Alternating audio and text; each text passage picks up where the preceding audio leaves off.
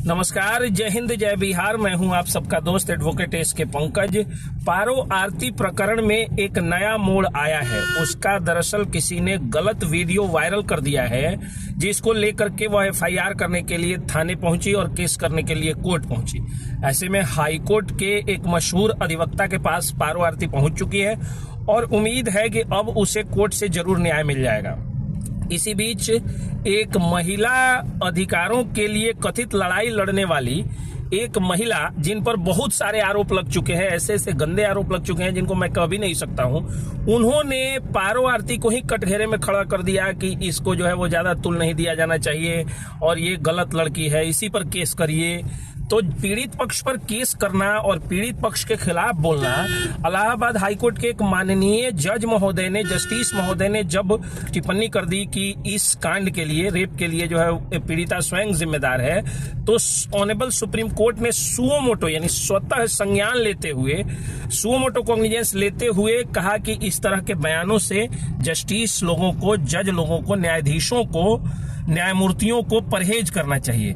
और ये कथित महिला अधिकार कार्यकर्ता या उस संगठन की अध्यक्षा होने के बावजूद इतना घटिया बात बोली है। और तो और वकील के काम, उनके जो है वो बेल या बेल का अलाउ होना या रिजेक्शन होना, इस पर भी उन्होंने घटिया बयान दे दिया है। उससे उनको परहेज करना चाहिए। एक वकील का कोई भी काम यानी बेल देना या नहीं मिलना, ये सब जो है वो कोर्ट के हाथ में होता है। और पटना हाई कोर्ट के वो जो वकील साहब हैं वो काफी मशहूर हैं और मुझे लगता है कि इस तरह की चीजों से तौबा करना चाहिए उनको भी।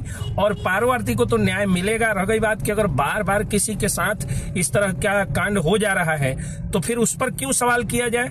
सवाल तो उन पर बनता है जो बार बार उनके साथ कांड कर रहे हैं। ऐसा कोई भी व्यक्ति ऑर्केस्ट्रा में या इन सब चीजों में कोई मर्जी से तो जाता नहीं है नाचने। अगर वो मर्जी से नाच रही होती या खुद ही बवाल क्रिएट कर रही होती तो उसके लिए फिल्मों में जाती, वो बड़े जगह पे जाती, मुंबई में जाके ये सब करती, राखी सावंत की तरह करती। उसको एक गरीब की लड़की है और मजबूरी के खातिर नाच रही है, तो अगर कोई बार बार उसके मांग में सिंदूर डालेगा या शारीरिक शोषण करने की कोशिश करेगा या उसका कोई पर्सनल वीडियो वायरल करने की कोशिश करेगा तो वो केस तो करेगी। और जब केस करेगी तो क्राइम अगेंस्ट वुमेन जो होता है उसमें बर्डन ऑफ प्रूफ एक्यूजेशन पक्ष पर लागू होता है। यानी अक्यूज्ड को बताना होता है कि वह कैसे निर्दोष है। प्रोसिक्यूशन पक्ष को नहीं साबित करना होता है कि अक्यूज्ड कैसे दोषी है। तो जिन पर केस हुआ है वो अगर निर्दोष खुद को साबित कर देंगे तो अब कोई बोले कि पारो आरती गलत है तो गलत कहा जाएगा। अब वो सिर्फ इसलिए कि वो एक नाचने वाली है या ऑर्केस्ट्रा गर्ल है तो फिर ये तो मातृशक्ति का अपमान हुआ और कोई भी पेट के खातिर ही कोई भी काम करता है। जय हिंद।